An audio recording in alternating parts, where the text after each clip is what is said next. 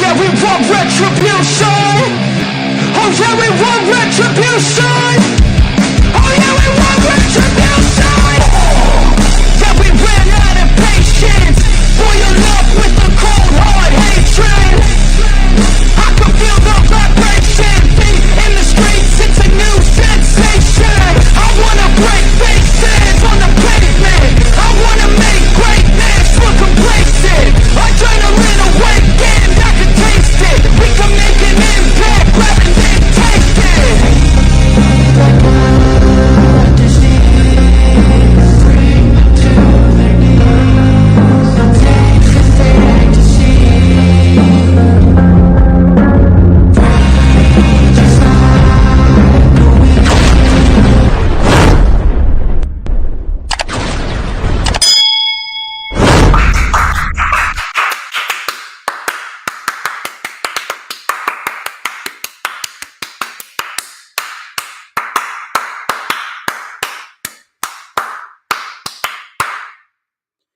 Ladies and gents, I am the one and only DJ Storms, the greatest man that has ever walked the face of God's green earth. And I would like to welcome each and every single one of you to yet another special edition Sunday stream, as we are streaming live on 4 different platforms across 4 different accounts. And we have yet another major wrestling pay-per-view in the books for 2024, as the year is already a quarter over.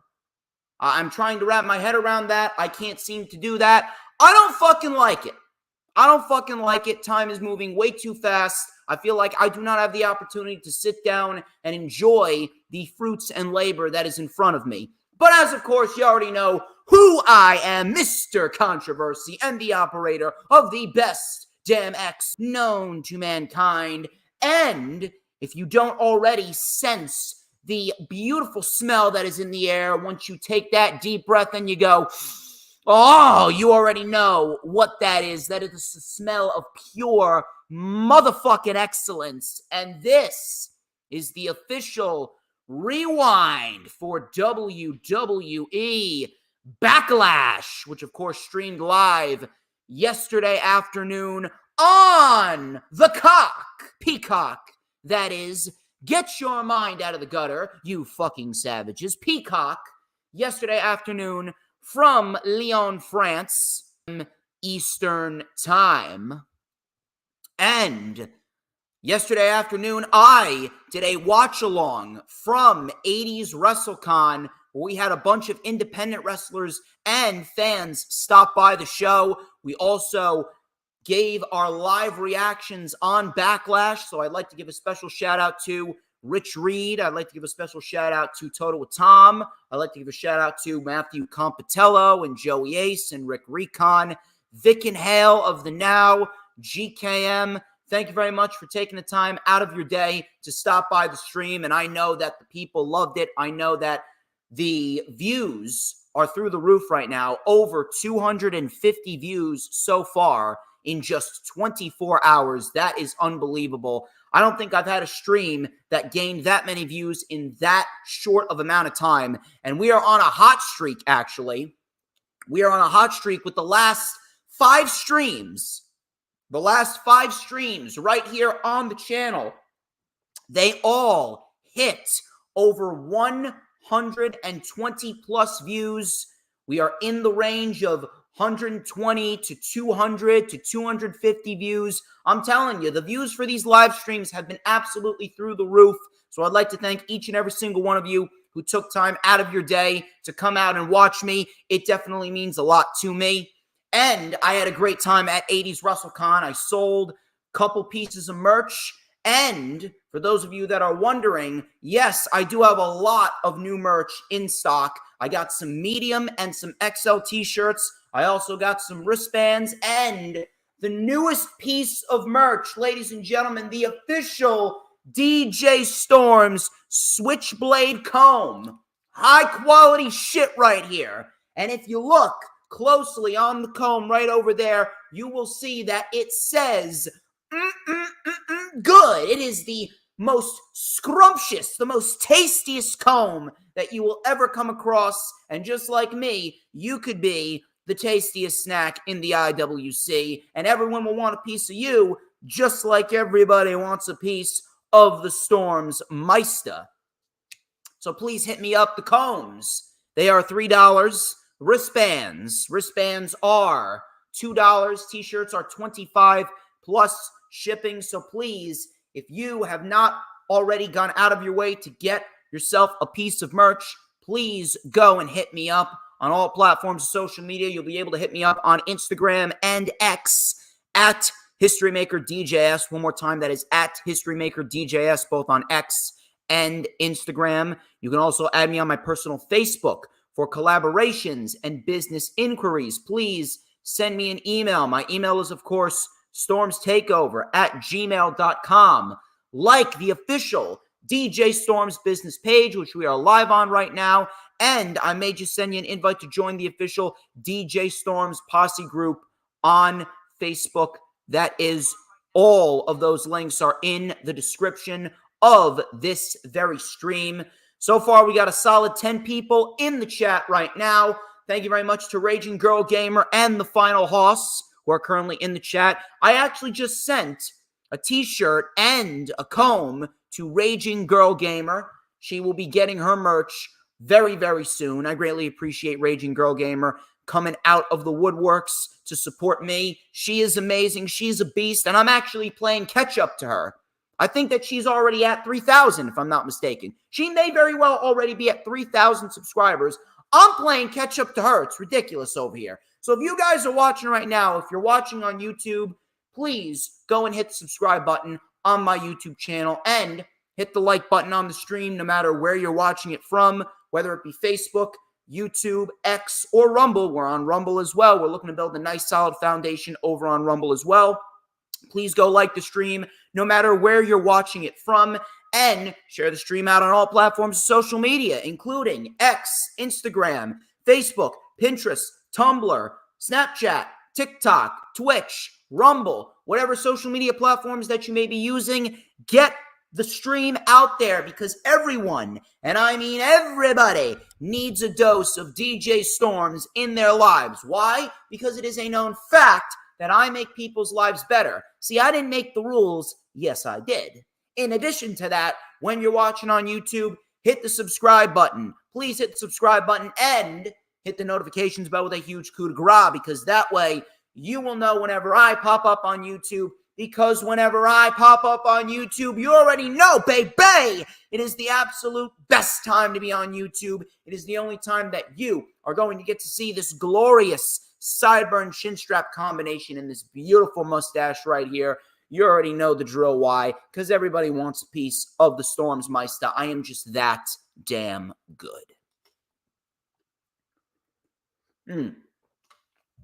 Anyway, we got shit to talk about. I do have one report that I wanted to save for this stream to talk about, and then we're going to get into the Backlash review. So let me get this out of the way. This is coming from the Wrestling Observer newsletter. This is coming from Dave Meltzer. Now, if you want to take it with a grain of salt, you can take it with a grain of salt, but this does indeed sound like a WWE-esque report. This does sound like something that typical WWE would do. Whether you want to admit it or not, let me tell you something. I don't think Dave Meltzer is 100% credible. There's no such thing as a wrestling source that's 100% credible. Whether it's Fightful, whether it's PW Insider, whether it's the Wrestling Observer, whether it's PW Torch, whatever it may be. No wrestling source is 100% credible. But if you think about it, and you think about the history of WWE and how they are trained to operate, even under Triple H, things aren't where they need to be in the WWE.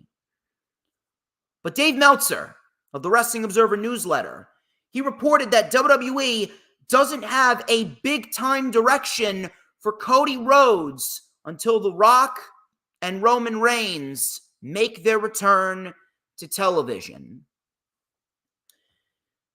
I'm sorry, but I thought this was a new era. I thought this was a completely different era. I thought this was the Paul Levesque era. If anything, I'm listening to Dave Meltzer read this report. I'm listening to Dave Meltzer report on this. Now, let me tell you something. I don't listen to the Wrestling Observer newsletter, but I wanted to go out of my way to hear what Dave Meltzer had to say, and I heard what he had to say. Listening to this, reading this report, it's genuinely making me question if there is really any legitimate change in WWE. Now, the shows are better. Do not get me wrong. The shows are a hell of a lot better than they were under Vince McMahon, but I would love to ask, what true, genuine change has there really been within the WWE? Minus the fact that there's no more sports entertainment garbage. I mean, needless to say, there was no way that Triple H was going to have Roman Reigns get dog food dumped on him like Vince McMahon did. We were not going to have three men dress up in drag and Sami Zayn trot them out there and pretend that they're Bobby Lashley's sisters. Trust me, we're not going to have Shane McMahon come on out there, and Shane McMahon is going to be the main character on SmackDown Live going forward. We're not going to have any of that under Triple H. But outside of that, and outside of the fact that we're getting more wrestling, at least on the premium live events. At least the premium live events, for the most part, are shows that we can invest our time in. What real change is there in the WWE? Because when I heard this report and I read up on what Dave Meltzer said, I'm thinking to myself, what the fuck happened to Triple H? I'm not sure if you guys realize this, but Triple H, he was the mastermind behind the greatest professional wrestling era in history. I'm even putting it above the Attitude Era. You can say whatever the fuck you want about the Attitude Era, but the Attitude Era, when you look at the in-ring action, which, by the way, that is the most important part of any wrestling show. It's the in-ring action. When you look at the in-ring action of the Attitude Era and then compare it to what Triple H did, because I'm not sure if you guys realize this, but Triple H, he was the mastermind behind NXT Black and Gold, the greatest professional wrestling era that we've ever seen. We have not seen matches like NXT Black and Gold matches in how long now? The only types of matches that we really see that remind us of NXT Black and Gold is with AEW. But even then, AEW is nowhere near NXT Black and Gold. There will never be another NXT Black and Gold, no matter what wrestling company we watch. Whether it's WWE, whether it's AEW, whether it's New Japan, whether it's Impact, whether it's MLW, whether it's any other independent promotion that we go to, it doesn't matter. There will never be another NXT Black and Gold. And I'm sitting here asking myself, why is it that Triple H is waiting for The Rock and Roman Reigns to give Cody Rhodes something of substance? Why is Cody Rhodes the undisputed WWE champion and Cody Rhodes is not the number one priority on WWE TV? Why did WWE not build up anybody else to fight Cody Rhodes for the WWE Undisputed Championship following Cody Rhodes' victory over Roman Reigns at WrestleMania? What happened to a new era? What happened to building up new stars? You take a look at NXT Black and Gold, Triple H was shitting out new stars left and right. Triple H was shitting out new stars left, right, and center. We had more people caring about a 5-minute match with Johnny Gargano and Fabian Eichner, a.k.a. Giovanni Vinci, on NXT television, more so than anyone gave a shit about Roman Reigns when Vince McMahon was pushing him as John Cena 2.0. What happened to that? Where did that Triple H go? WWE should have been on the fucking money with challengers for Cody Rhodes. They should have been, not only should they have been building up Cody, not only should they have been prepping Cody to beat Roman, but they should have been building up numerous individuals and lining them up for Cody Rhodes after Cody Rhodes beat Roman Reigns, and they didn't do that. We're going to talk about this. We're going to talk about the match with AJ Styles, which was an excellent match. We'll talk about that when we get to the Backlash portion of the show. But what exactly did AJ Styles do to make anyone believe that he is credible standing next to Cody Rhodes? Whether you want to admit it or not, AJ Styles had zero credibility going into the match with Cody Rhodes yesterday afternoon at Backlash. He had none. Why? Because WWE treated him like a glorified fucking enhancement talent. They treated him like a glorified enhancement talent. Look at what AJ Styles has been through over the course of the last 3 years. Job to Omos. Lost to Edge. 3 pay-per-views in a row. He entered into a feud with the Judgment Day. And the most that he got out of that was 1 victory over Finn Balor at Survivor Series. Then he came back. He lost to Seth Rollins at Night of Champions. He wasn't even on SummerSlam. He wasn't on Payback. He wasn't on Fastlane. He wasn't on Survivor Series. He wasn't on Money in the Bank last year. He came back. He lost the Fatal 4-Way match at the Royal Rumble. He lost to LA Knight at WrestleMania. He wasn't even on the Elimination Chamber. And now you want us to take him seriously against Cody Rhodes? If anything, what this report did was it just further proved me right when I say that WWE does not know how to build up new stars, and all they do is rely on the same people over and over and over and over again. Roman, Rock, Cody, Judgment Day, Gunther, Becky Lynch, Bayley. That's it. Randy Orton, that's it. Seth Rollins, that's it. 8 or 9 people. Those are all the major stars that they have. Everyone else is a bum, according to them. But now you want us to take people like AJ Styles seriously against Cody Rhodes when he's been portrayed like a fucking glorified jobber for 3 years now. The fact that you even need to rely on Roman and Rock to help enhance Cody Rhodes and his title reign. The fact that we are even talking about Rock versus Cody potentially at SummerSlam, the fact that we're even talking about that, that's a fucking problem. The Rock should be nowhere near a world championship. I don't give a fuck if you're a fan of him or not. I don't give a fuck if you're trying to live off of some bullshit nostalgia trip or not. The Rock should be nowhere near a world championship. You see, if WWE played their cards right, and they actually had people like AJ Styles winning matches, putting on bangers, if we actually had people like, I don't know, maybe a Finn Balor or a Bronson Reed, if you actually gave some effort to Finn Balor and Bronson Reed and you built them, maybe Cody Rhodes would have a bit more challengers. What about Austin Theory?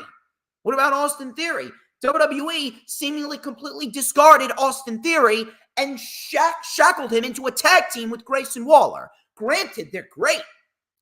They are great. Do not get me wrong. I think they're awesome. But that doesn't mean that they needed to be together.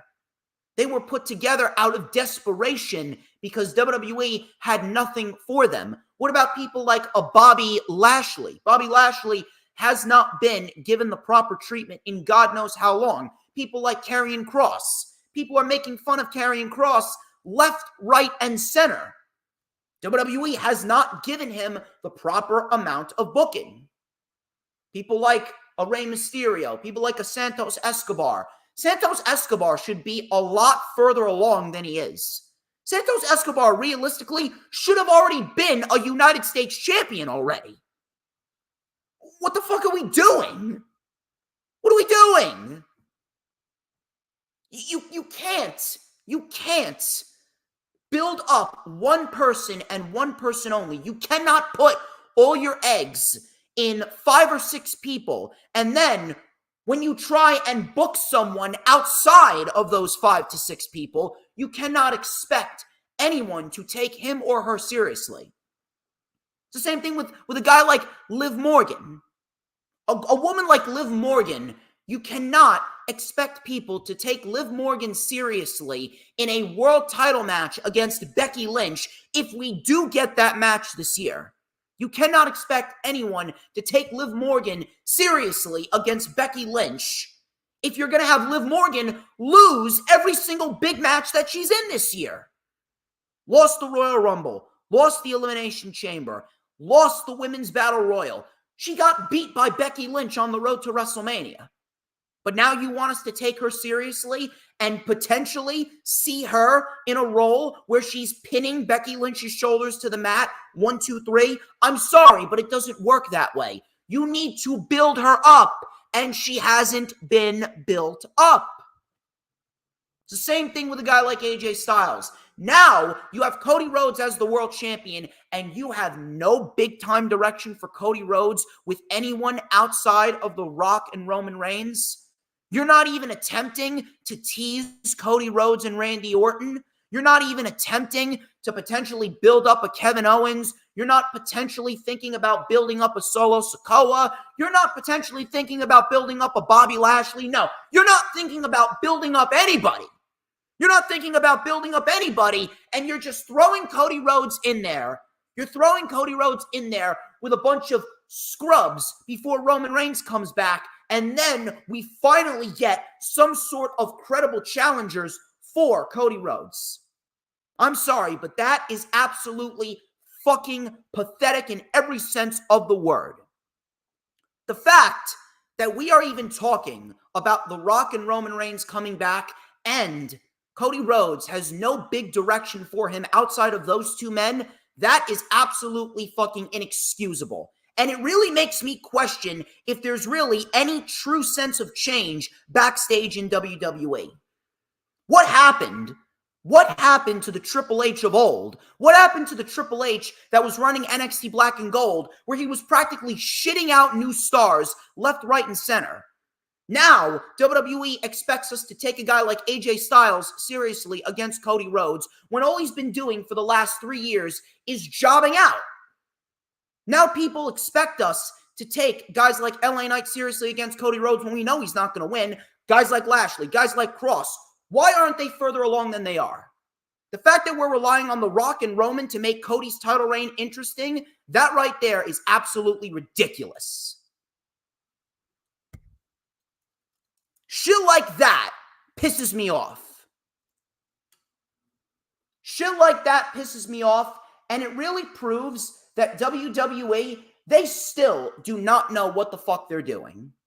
They still do not know what the fuck they're doing. This is why the weekly programming sucks. This is why no one gives a fuck about the weekly programming. The majority of weekly programming in WWE this year has been lackluster as shit. We've had a couple of decent Raws here and there, and we've had a couple of decent SmackDowns here and there, but for the most part, the shows have been lackluster. Including the build-up to Backlash. Now we get to Backlash. But before we get into Backlash, I'd like to throw out a reminder for everyone. Everyone that's watching the stream right now, please make sure that you hit the like button, share the stream out on all platforms, social media. Make sure that you hit the super chats. Hit the super chats. Send me a super chat.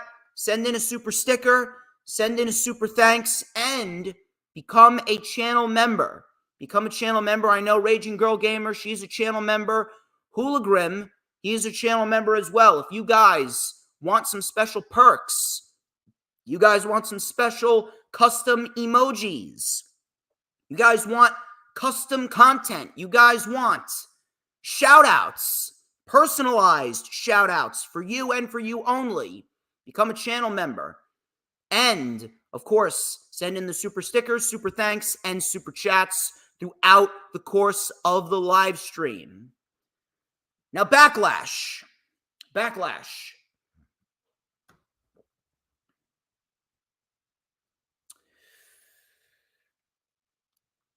I have been very hard on the build to Backlash, and rightfully so.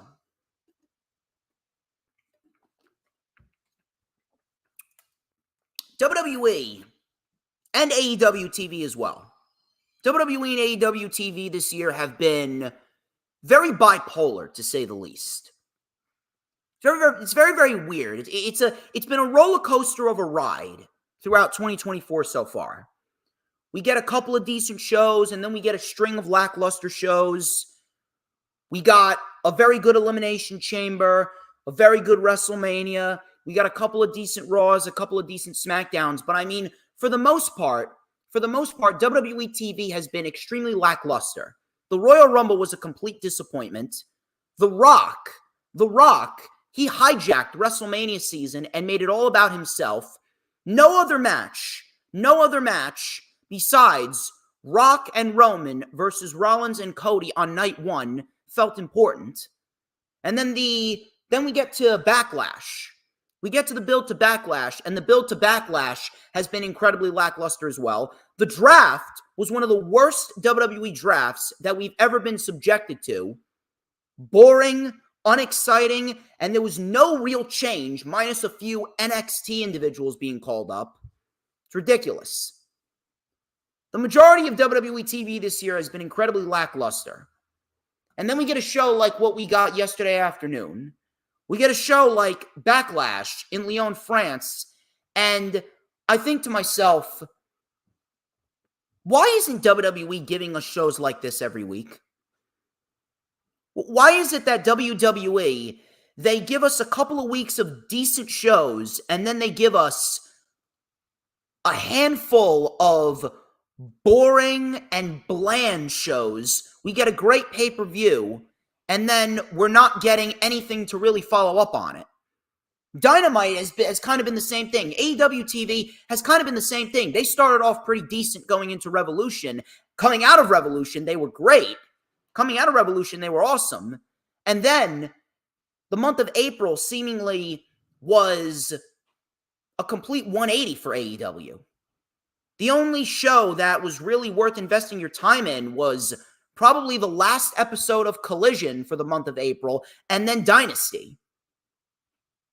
It's been very, very weird. It's been a very bipolar year for pro wrestling. But please, people, do not act like WWE has been lighting the world on fire, because they haven't. You can throw out all these types of metrics and all these types of statistics and all this type of financial information all you want. That doesn't mean that the shows are objectively good. If they're objectively good, you'll hear it from me. Because unlike everyone else, I'm the only guy in the community that tells the truth. But Backlash, I'm watching Backlash, and I think to myself, man, if we could just take a little bit of that energy, just a little bit of what we got, at Backlash, and we give that to the shows on Raw and on SmackDown. If we give just a little bit of those people in France, we take some of those people and we bring them to the United States and we put them in the crowd for a Raw or a SmackDown, I think to myself, holy shit, the shows would be so much better if we had the energy that Lyon, France had. This was absolutely one of the best WWE crowds that we've ever seen, and leaps and bounds. I don't give a shit what anyone says. This was the best WWE premium live event of the year thus far. This was better than the Elimination Chamber. This was leagues better than the Royal Rumble. The Royal Rumble sucked. And I'm putting this over WrestleMania. Not to discredit WrestleMania as a whole, it was a very good two-night event. But, when you take a look at night number one for WrestleMania, night number one for WrestleMania did not have the energy that night number two had. Night two for WrestleMania blew night one out of the water. Night number two for WrestleMania was a completely different animal compared to WrestleMania night number one. I don't even know what the fuck happened on night one of WrestleMania. It seems as though after the ladder match, everyone just lost interest. Seems as though after night number one, WrestleMania, it just took a complete nosedive. Like, no one gave a shit about anything until we got to Sami Zayn and Gunther. But this show, Backlash, from top to bottom, The crowd was hot all night. They did not slow down. Every match got ample amount of time, even though there was only 5 matches. Every match got ample amount of time. We got some great wrestling, the right outcomes, and we got ourselves a surprise debut to start the show, and one of the best matches for WWE this year thus far in the main event with Cody Rhodes and AJ Styles. So much so, I would probably have to call Backlash's main event. I would say Cody Rhodes and AJ Styles gave you WWE's second best main event of the year thus far. Minus Cody and Roman at WrestleMania, Cody Rhodes and AJ Styles, that was the second best match of WWE's calendar year thus far. It wasn't the best overall match. Let's be honest here. The real match of the year candidates are happening in AEW. Not to be a tribalist. I'm no tribalist, but let's be real here. AEW's matches, they put WWE's matches to dog shit shame. But Cody Rhodes and AJ Styles, they delivered one of the best main events for WWE's calendar year thus far, and a main event that was worthy of being for the WWE Undisputed Championship. It actually reminded me of the AJ Styles of old. It felt like I was watching AJ Styles from 2016, 2017, when he was fighting the likes of Dean Ambrose and John Cena, and he put on that match of the year candidate with Shane McMahon back at WrestleMania 33. I remember that like it was yesterday. That was the AJ Styles that we got yesterday afternoon. But from top to bottom, Backlash, easily the best WWE Premium Live event of the year and one of the best crowds in WWE history. I don't think we've felt a crowd with this much energy since the Monday Night Raw after WrestleMania 29 in my home state of New Jersey. I remember that show very, very well. I remember that show like it was yesterday. The energy in that show, the energy that Monday Night Raw had was something that will never, ever, ever be duplicated. That may have been the best Monday Night Raw crowd ever. That may have been the best Monday Night Raw crowd ever, period. But Lyon, France, easily the best crowd of the year thus far. It's Lyon, France and St. Louis for Dynasty. Lyon, France and St. Louis, those two crowds are the two best crowds of the year thus far. And if anything, Lyon, France proved that WWE needs to come back to France for a premium live event at some point. Whenever that may be, they need to come back. They need to come back. Let's get into the specifics here. WWE Backlash kicked off with Randy Orton and Kevin Owens versus Solo Sikoa and Tama Tonga. Now, the fight started immediately right out of the gate, and the match wasn't even underway. The bell didn't even ring. Chaos was already ensuing. Security guards came out, and most of them were catching stunners by Kevin Owens. Nick Aldis then came out, and he made the match a street fight. It was a street fight, so things got out of hand very quickly. The match spilled into the crowd and the stands. It was all out chaos. We had Randy Orton and Kevin Owens. They got some trash can lids, and they bashed Tama Tonga with the trash can and the trash can lids. Owens then hit Solo Sikoa with a kendo stick. We had two tables being set up. We had a table on the outside of the ring, and then we had a table on the inside of the ring. Kevin Owens put Tama Tonga on the table and delivered a frog splash off the apron to Tama Tonga. Very nicely done. Randy Orton was then given a Samoan drop through the table by Solo Sikoa.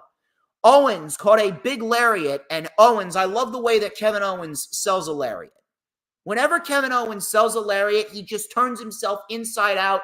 It reminds me of Rikishi. It reminds me of Rikishi back in the day when Rikishi used to oversell a lariat. I love Kevin Owens' sell. Kevin Owens is one of the most underrated sellers I think we have in the WWE. So Kevin Owens, he was taken out. He was given a hip attack by Solo, and then Tama Tonga bashed Owens with the trash can lid multiple times. Solo bashed Kevin Owens with a kendo stick in the back. Tama Tonga got a table, and he set it up in the corner. Owens took out Tama Tonga. Solo went to toss Kevin Owens through the table, and then Kevin Owens reversed Solo Sikoa and tossed him right through the table. So Solo Sikoa's body caved in on the table. Tama Tonga then came in, and he delivered some chair shots right to the back of Kevin Owens.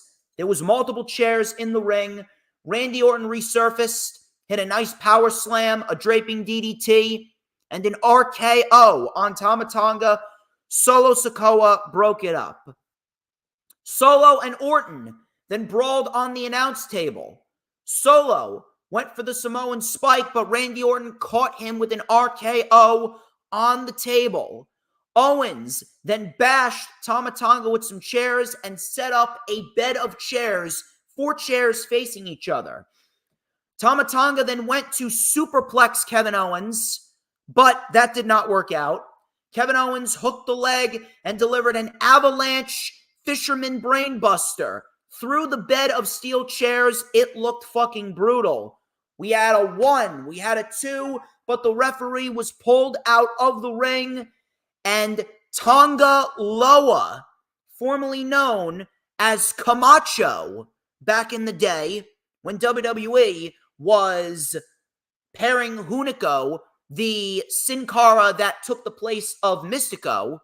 If you guys remember Hunico and Camacho, I remember them very, very vividly. They were a staple as glorified jobbers in 2012, 2011, I believe.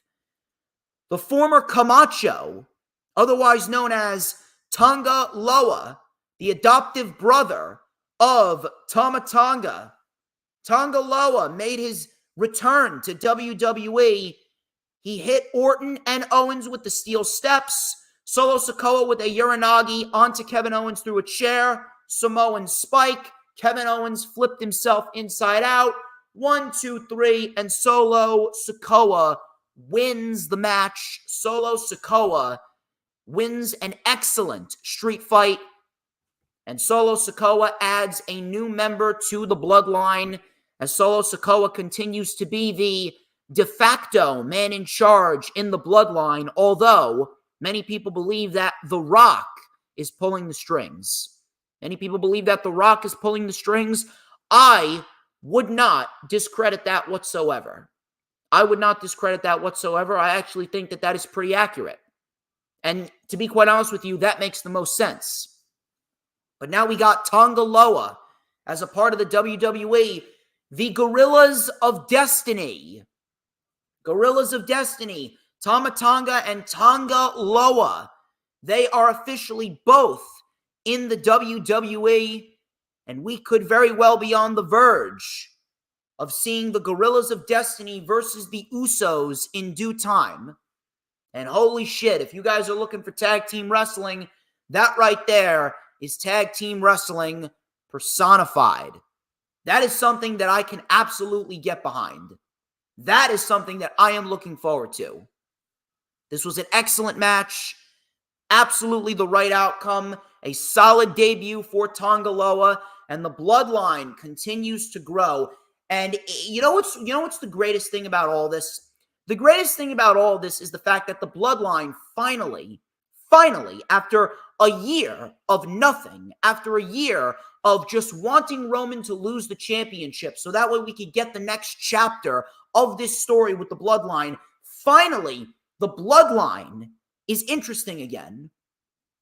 And I've already said it numerous amounts of times, but it is unbelievable what one little change could do. All it took was Roman Reigns losing the championship, and now the bloodline is interesting again. Now people give a shit about the bloodline again. With Roman Reigns as the champion, everyone just wanted Roman to lose the title. Now we're intrigued with who could show up in the bloodline next. What's Roman going to think of this? What's The Rock going to think of this? What's Jey Uso going to think of this? It's so simple. All it takes is one simple move. One move that should have been made last year. Better late than never, but one simple move now switched up the entire complexion of the bloodline. And now with Tonga Loa in the mix, now things are going to start getting interesting because we don't know who else is going to come in. And whoever else comes in, we don't know where they're going to fall. The debut of Tonga Loa at Backlash not only continues to make the Bloodline storyline more intriguing, but now, with the rumors of Jacob Fatu signing with the WWE and the potential rumors of Hikuleo, whose contract for New Japan, I believe, is up in June, now things get a little bit more interesting because we don't know who's going to fall where. We could potentially see Jacob Fatu align with the Usos and Roman, and then maybe The Rock recruits Hikuleo, and then he signs with Solo's bloodline, and we could get a Bloodline War Games. That makes the most sense. There's really no other way to go around it. But the inclusion of Tonga Loa, it just continues to make the Bloodline more interesting now that Roman is no longer the world champion.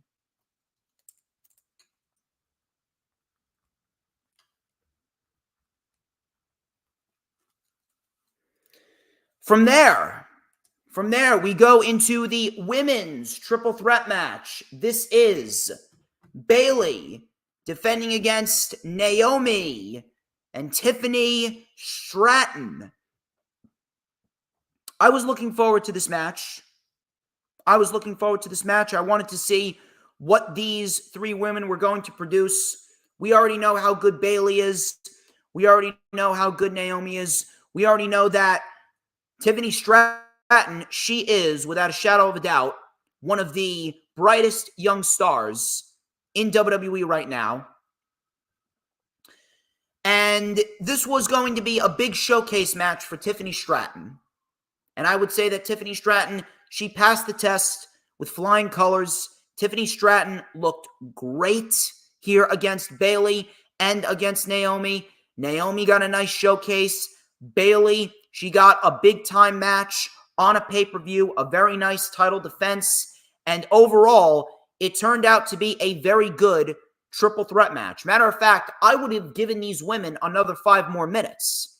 I'm actually a little disappointed that the women's tag team title match actually went longer than the women's triple threat match. I'm thinking to myself, why the fuck are the women's tag team titles, why are they being showcased longer on Backlash than the undisputed women's championship that Bayley is holding? Seems very fucking stupid if you ask me.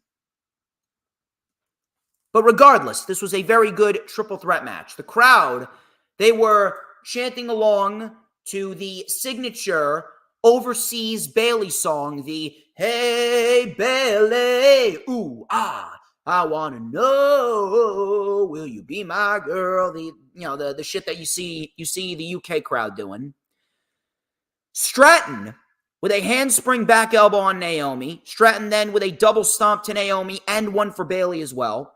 We had a very nice Alabama slam by Tiffany Stratton. I love Tiffany Stratton's Alabama slam. Tiffany Stratton right now, she may have the best Alabama slam in the industry.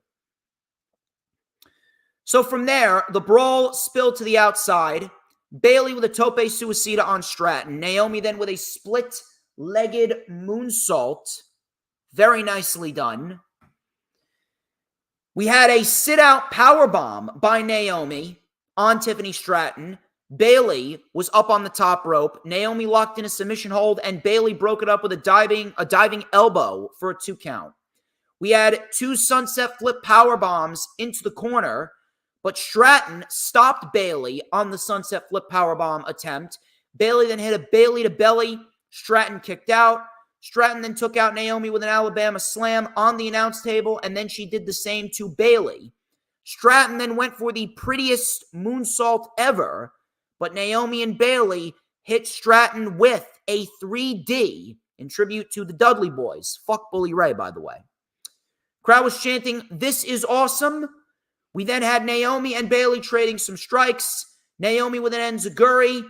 Bayley got rolled up by Naomi, but Bayley reversed it. Bayley rolled up Naomi. 1, 2, 3. Bayley gets the win with a roll-up. She retains the WWE Women's Championship over Naomi and Tiffany Stratton, and the right woman was pinned. Stratton was protected. Stratton was not going to win. Stratton is either winning Queen of the Ring or she's winning the Women's Money in the Bank ladder match. Although, I'll tell you something here. Naomi, she actually hugged Bayley. It almost felt like she was going to turn heel. I'm not sure if they are going to make that into an angle going into SmackDown Live and the weekly shows on SmackDown on Fridays. But I think the best route for Naomi is to turn heel. Naomi has done a lot as a babyface. I think she's been a babyface for nearly 10 years now. I think it's time that we experiment with Naomi as a heel. Because a heel Naomi could give Bayley a really good program for however many months that they want to feud. And on top of that, there's really not many challengers for Bayley right now. We're probably going to get another match with Bayley and Naomi, maybe at Queen of the Ring, depending on if they want to put Bayley on Queen of the Ring. I'm not really sure who else they got because it's too early for Blair Davenport. Candice LeRae is great, but Candice LeRae hasn't been built up. Chelsea Green, you're going to have Chelsea Green, of all people, fight Bayley? Can't do Jade Cargill. We've seen Bianca versus Bayley how many fucking times now? I mean, who else is there? Really, who else is there for Bayley? It just doesn't really seem like there's much. It seems as though, even though the women's divisions, they're starting to look a little bit better, it doesn't feel like they have, they don't have like any stars or any people that are at least a little bit credible outside of the usual names. I honestly God do not know what they're going to do with Bayley. Bayley and Cody right now. Bayley and Cody are two top-tier baby faces, and I don't even know where they're going to go going into the summer. And in addition to that, I don't understand why they moved Damage Control over to Monday Night Raw when you could have gotten a couple of months out of a Bayley versus a Dakota Kai or a Bayley versus a Kairi Sane. Hell, you could have done another Bayley versus Io Sky match. I would have loved to have seen another Bayley versus Io Sky match. They had a great match at WrestleMania. Why not revisit that? Just seems a little foolish. But regardless, this was a very good triple threat match. Bayley gets the win, as she should, by pinning Naomi. Right woman was pinned. Stratton needed to be protected. She was protected. And Tiffany Stratton, she is either your Queen of the Ring winner or your Women's Money in the Bank ladder match winner. We will have to see which one that they will have her win. Jey Uso and Damian Priest for the World Heavyweight Championship. I was actually shocked that this match went on third in the show. I thought that we were going to have the Women's Tag Team Championships in the middle of the show, with Jey Uso and Damian Priest being the co-main event. If anything, I probably still would have done that.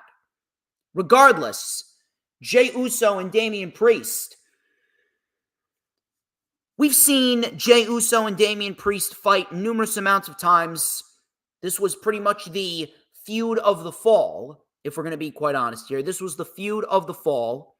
We had Jey Uso and friends, a.k.a. Seth Rollins, Sami Zayn, and Cody Rhodes. We had all of these individuals going up against the Judgment Day. So, I mean, how many times have we seen Jey Uso versus Damian Priest? We saw them fight in War Games. We saw them fight over the tag team titles.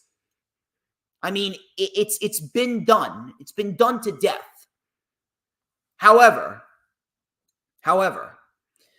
I was very intrigued to see how Damian Priest was going to perform in this type of setting.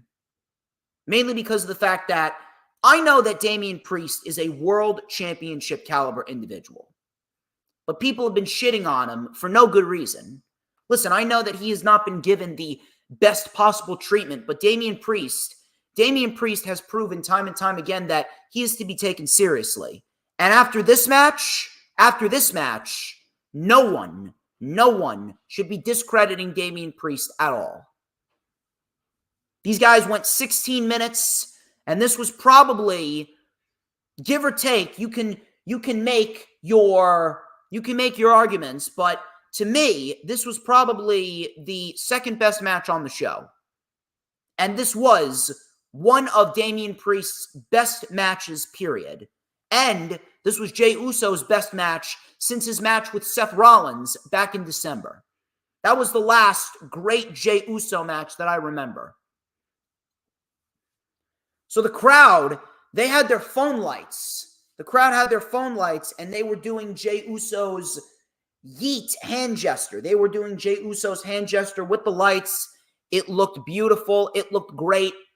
And I hope that that becomes a thing going forward.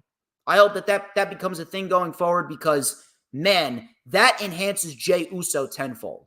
It really does. How you doing, D. Cena? Be sure to send in the super chats, send in the super stickers, and send in the super thanks. It's important that you do so, and it's important that you share the stream out on social media. Get as many people in here as possible. So, after the entrance, we had Jey Uso playing up to the crowd. He had the crowd in the palm of his hand. So, Jey Uso was then driven into the barricade by Damian Priest, and Damian Priest tried to slow the pace down. Jey Uso came back with a nice enziguri. Jey Uso then with a diving crossbody for a 2 count. Tope suicida by Jey. JD McDonough came out, crotched Jey Uso on the middle rope, and Priest came in with a spear, but Jey Uso kicked out at 2. Priest was pissed at JD McDonough, and Priest was trying to tell JD that he doesn't need his help. Priest was not too happy. He was telling him that, hey, listen, I do not need your help. I don't need you. I don't need you. I don't need you. Jey Uso took advantage of this, delivered a super kick to JD McDonough, a super kick to Damian Priest. Jey then went up to the top rope. Jey Uso with the Uso splash. 1, 2. But Damian Priest was able to kick out. So both men were now trading strikes back and forth and back and forth. We had Damian Priest hitting a razor's edge on Jey Uso. We had a 1, we had a 2, but Jey Uso kicked out. Jey Uso then reversed the South of Heaven. Jey Uso hit a spear. We had a 1, we had a 2, and Damian Priest kicked out. In came Finn Balor. Finn Balor then caught a super kick by Jey Uso. We then had Damian Priest delivering a clothesline, turning Jey inside out, and then he delivered the South of Heaven. 1, 2. Jey kicked out of the South of Heaven. Crowd popped big. Priest was frustrated. The crowd was chanting, "This is awesome." Priest then with a tornado kick. He then said, "Come on, rise. Come on, rise." So then he hit another tornado kick. He goes, "Rise up, you son of a bitch. Come on, rise up." He went for a third tornado kick. Jey Uso caught him with a super kick. A second one. A third one. A leaping super kick in the corner. A spear connects. Uso went up to the top. He hit a second Uso splash. 1, 2. I thought this was it. JD McDonough puts Damian Priest's foot on the bottom rope. An excellent near fall. Probably the best near fall of the entire night. I actually believed that they were going to give Jey Uso the world title right there. That was a great near fall. Excellent, excellent stuff. The crowd was then chanting, "Fuck you, JD," which I thought was great. Uso then with a suicide dive on JD. He then hit a spear on Balor, and the Judgment Day was neutralized for the time being. Priest then cut off Jey Uso on the top. Priest then hit a South of Heaven from the middle rope. 1, 2, 3. Damian Priest retains the World Heavyweight Championship in what was a great match. Great stuff. Very, very, very well-paced match. Everything flowed very, very nicely. And Damian Priest, above all else, if there's one thing that Damian Priest proved here, everyone should put some respect on his name. If there was one thing that came out of Backlash in France, minus the great match with Cody and AJ Styles, minus Tonga Loa, the one thing that came out of the show is the fact that Damian Priest proved that he is a world championship caliber individual. Everything regarding the match with Jey Uso, it flowed beautifully. The crowd was into it. Him and Jey Uso worked perfectly together. The sequences back and forth with them were as fluid as they could be. And Damian Priest brought everything that he had to the table, as did Jey Uso. And I think it's about time that people start putting some respect on Damian Priest's name. And if my calculations are correct, and Drew McIntyre is going to fight CM Punk at Clash at the Castle, if Punk is ready to go, we could very well see Damian Priest hold the championship a little bit longer. And he deserves it, because he proved that he is worthy of being called the World Heavyweight Champion.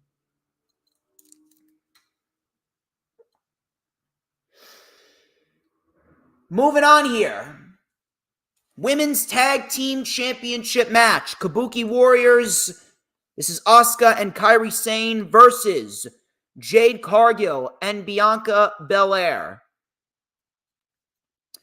You know, it actually started off pretty decent, and Jade Cargill looked okay.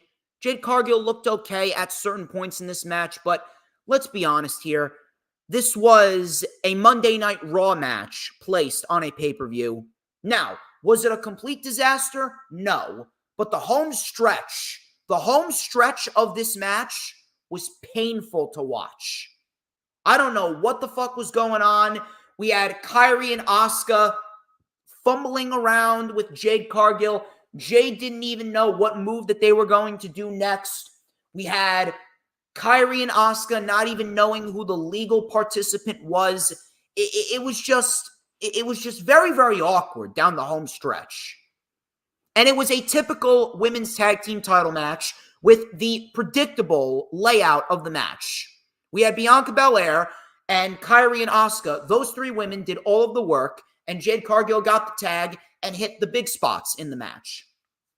I'll tell you something that really pissed me off here. Here's the one thing that really got under my skin. Jade Cargill took no offensive maneuvers within 10 minutes of the match, right? 10 minutes into the match, Jade Cargill took no offensive maneuvers, and Kairi Sane, right? Kairi Sane leaps off of Bianca Belair's back and delivers a forearm to Jade Cargill, and Jade Cargill, she falls off the apron, and Jade Cargill sells this forearm, right? She sells this forearm as if she just got her forehead caved in by a steel chair. I mean, what the fuck? What the fuck is that all about? Jade Cargill caught a forearm, and it was the first and only offensive maneuver that she received up until that point in time. But yet she's selling it as if she just got knocked loopy by a steel chair. She's acting as if she just got put through a table. She's acting as if she got thrown 15 feet off of the fucking stage. What are we doing here? I understand you gotta sell, but holy shit, Jade Cargill shouldn't have sold that for more than 90 seconds.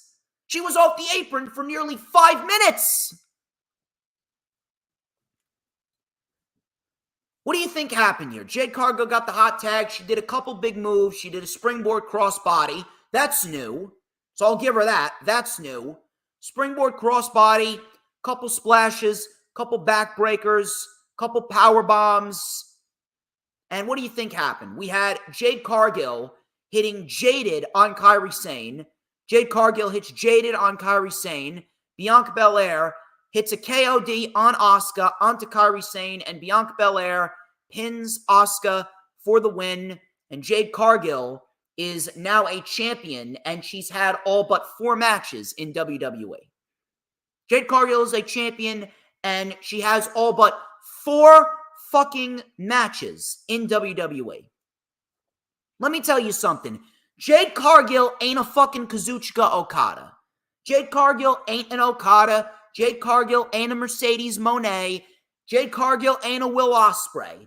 She is bottom of the barrel when you compare her to all 3 of those individuals. So please do not, I repeat, do not bullshit me with the fact that, oh man, you gotta push her, you gotta push her, you gotta push her, you gotta push her, you gotta put her in the spotlight. You want to put her in the spotlight, fine, but you gotta make sure she's fucking ready. I see people trying to give me all these fucking excuses as to why Jade Cargill being on the pay-per-view is a good thing. Meanwhile, Jade Cargill being on the pay-per-view actually brought the pay-per-view down when you could have put a Sami Zayn or a Bronson Reed on the show. You could have put a Chad Gable on the show. You could have put Austin Theory and Grayson Waller versus the Street Profits on the show. You could have put anyone else on this fucking show, but you had to put Jade Cargill on the show. You had to give Jade Cargill the women's tag team titles. Let me tell you something. No one's going to give a shit about the women's tag team titles regardless. Nobody will give a fuck. Jade Cargill is not a draw. Jade Cargill ain't ready for a primetime spot, but yet she's a champion here. Meanwhile, people like LA Knight, people like Chad Gable, people like a Bronson Reed, people like God knows how many other individuals, Santos Escobar and Dragon Lee. Those guys have not won any singles gold on the main roster yet. Ricochet is the fucking speed champion. They had Ricochet as the WWE speed champion. But yet, Ricochet is not worth a U.S. title reign. He's not worth an Intercontinental title reign. He's not worth a world title reign. But no, let's put Jade Cargill on TV in a primetime spot and have her beat the Kabuki Warriors with Bianca Belair and win the women's tag team titles. If anything, this just further overpushes Jade and further overpushes Bianca. Bianca should be nowhere near any championships. Bianca should be helping get other people over. Bianca should be laying on her back, putting other people over. She should not be winning a championship with an individual that cannot wrestle herself out of a plastic bag. Fucking stupid. The match was better than I would have expected, but holy fuck, 17 minutes you give this match? You give this match 17 fucking minutes. 17 minutes you give this match. But yet you only give the women's triple threat match 13? I'm telling you, I ask, is there really any change in WWE? Because they're only pushing Jade Cargill based on her looks and her looks only. Then we get to the main event. I've been very hard on the main event, not because it was going to be a shitty match. I was hard on this main event because I knew that Styles getting a world title match didn't make any sense. I knew that there was no logic behind AJ Styles getting a championship match because he's been doing nothing but losing for the last 3 years, all because he won 2 matches. This is why I fucking hate how WWE finds challengers for their champions. I hate how WWE finds challengers for their champions because they don't have a ranking system. We need to get rid of this storyline cinema drama being the end-all be-all. We need pro wrestling being presented as a sport. We need the rankings in play. We need people winning matches on TV, working their way up the rankings, unless you are going to put forth a piece of information that overrides the rankings, like what AEW did this past Wednesday. People are wondering, oh, why did Christian Cage get a match against Swerve Strickland for the World Championship? Well, if you were paying attention, the Young Bucks, they're not going to get fired because they have EVP contracts with founders clause in their contracts, which states that they cannot be fired no matter what. The founders clause in their ironclad contracts depicts a sense of security. And with that, they have a right to abuse their power because Tony Khan is not physically there to keep them in check. So now the Young Bucks, they overrode the rankings, they abused their power, and they gave Christian Cage a world championship match against Swerve in retaliation for what Swerve said on Collision the other week, saying how what they did to Tony Khan was a bitch move. That makes sense. And don't try and tell me that it doesn't, you fucking retards. Don't try and tell me that it doesn't. What sense does it make for AJ Styles to lose every single pay-per-view match that he's had for over a year, and then he wins 2 matches on SmackDown and gets a world championship match against Cody Rhodes? By the way, Cody Rhodes, he ended Roman Reigns' 1,316-day title reign, and yet people expect us to take AJ Styles seriously against the guy in Cody, who realistically, by default, is the king of the mountain. And AJ has been booked like a peasant for years. I'm sorry, it don't work that way. Regardless of that, Cody Rhodes and AJ Styles, I knew that we were going to get a great match. I knew that we were going to get a match worthy of being a main event level match, and that's exactly what we got. This was one of the best matches for WWE all year, and it was a perfect way to begin Cody's world title reign. And if anything, I really do hope that this showcased to a lot of people that AJ Styles, he should be taken seriously going forward, and I hope that WWE sees this match and starts presenting AJ Styles like more of a threat going forward. I really do hope that is the case. Because the fact that AJ Styles, he has been treated so poorly for the last several years, it's downright criminal. It's downright criminal. But the crowd was hyped. The crowd was hyped, so much so that the actual camera was shaking. I don't think I've ever seen that. So this was a very technical match early on. We had a drop kick by Cody. He did the Stardust gimmick, pissed off AJ Styles. Styles then attacked the left shoulder of Cody Rhodes. Styles was in control. Styles was now on the apron. Cody Rhodes with a delayed suplex attempt, but Styles ripped him down. Cody tried to mount the comeback with a power slam and a disaster kick. We had an Ushigoroshi by Styles for a 2. Styles then with a brainbuster to Cody on the apron, which looked brutal. Cody caught AJ off the apron and powerbombed him through the French announce table. Both men made it back into the ring, and now both men traded blows and strikes. We had a bionic elbow for a 2 count by Cody Rhodes. Cody Cutter was blocked. Styles then suplexed Cody into the corner. Cody kicked out of a springboard 450. Styles then with a burning hammer, and Cody kicked out at 1.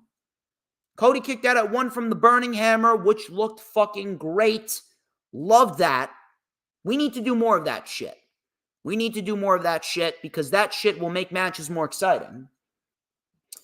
So Cody hyped himself up. Cody hit a Cody Cutter. Styles kicked out at 2. Crowd was chanting, "Fight forever, fight forever." We had a big clothesline by Rhodes. Styles with a Pele kick. Styles went for the phenomenal forearm, but Cody Rhodes hit a super kick right to the gut. We had a Kimura lock by Cody. Styles powered out of it, Styles was then caught with a top rope Cody cutter, and Styles then was given a crossroads 1, 2, 3. Cody Rhodes retains the undisputed WWE Championship in what was a great match, an excellent match, one of the best WWE matches all year so far. The only criticism that I have of this match, the only downside to this match, is the fact that Cody Rhodes won with only one crossroads. I hate that. And everyone wants to make excuses for this. I fucking hate the people that go on and say, well, we got to protect finishers. Protect finishers. Like you really give a fuck about protecting finishers. Motherfucker, it's 2024. Everybody kicks out of everybody's finisher. There's no such thing as a finisher that finishes someone on the first try anymore. So please, stop with the bullshit. There's no such thing as a finisher that finishes off someone once. There's only 4 finishers. The amount of finishers that actually are protected, I can count on one hand. The RKO, the End of Days, the One-Winged Angel, and the Black Arrow. Outside of that, no finishers protected. Everybody kicks out of everything. And on top of that, this is a pay-per-view main event.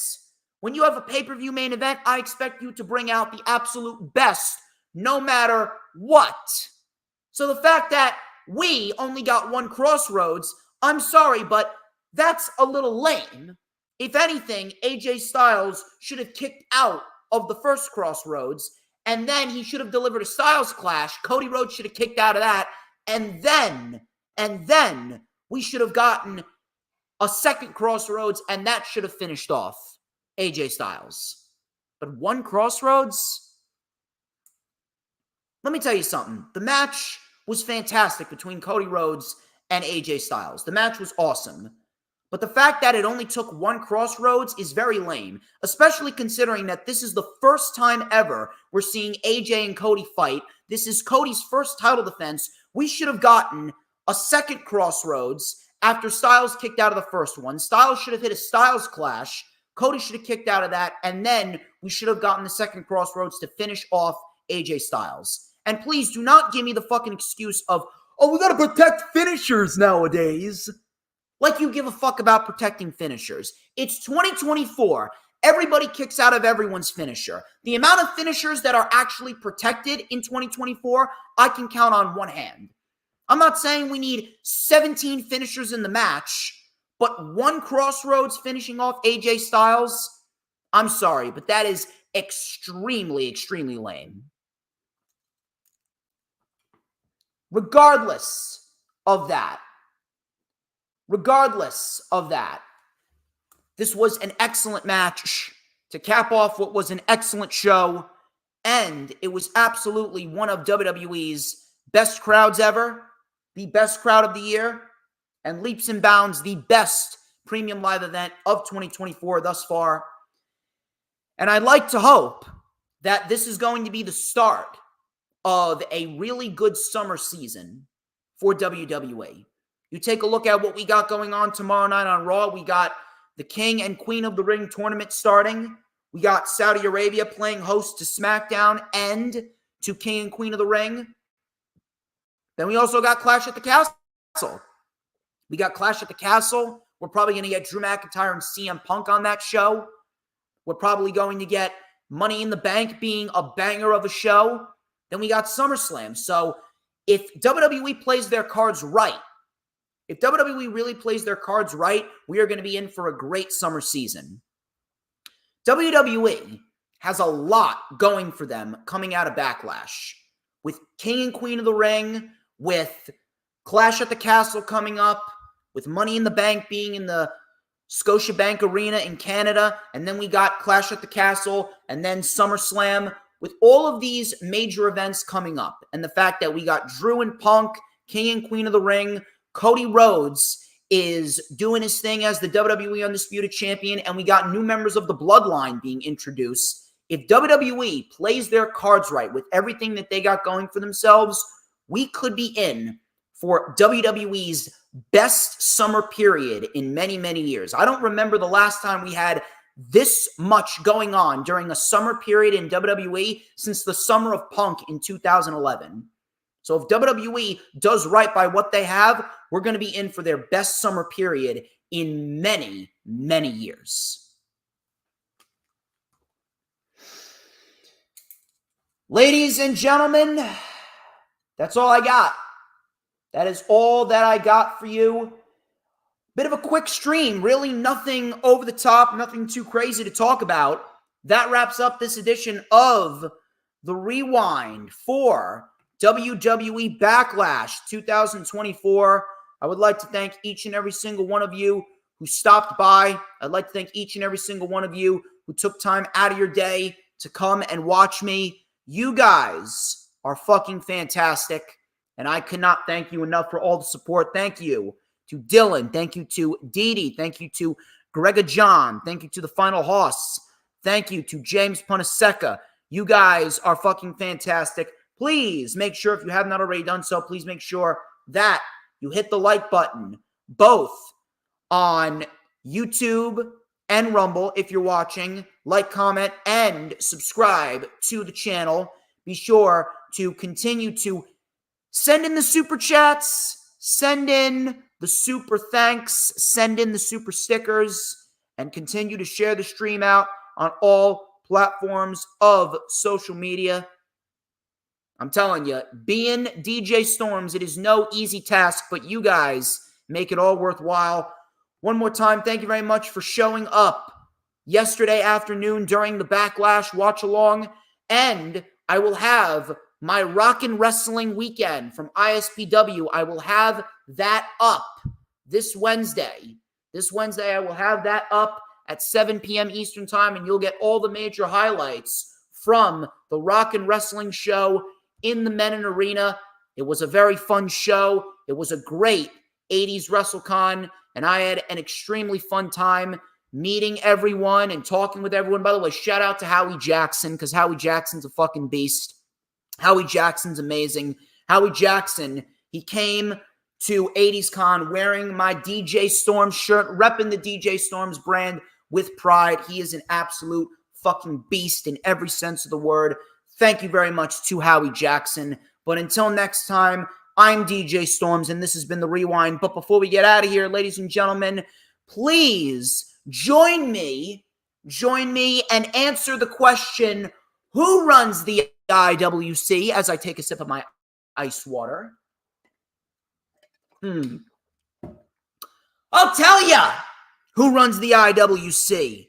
Who but DJ motherfucking Storms. And don't you ever forget it. Retribution! Oh yeah, we want retribution! Oh yeah, we want retribution! Oh yeah, we want retribution!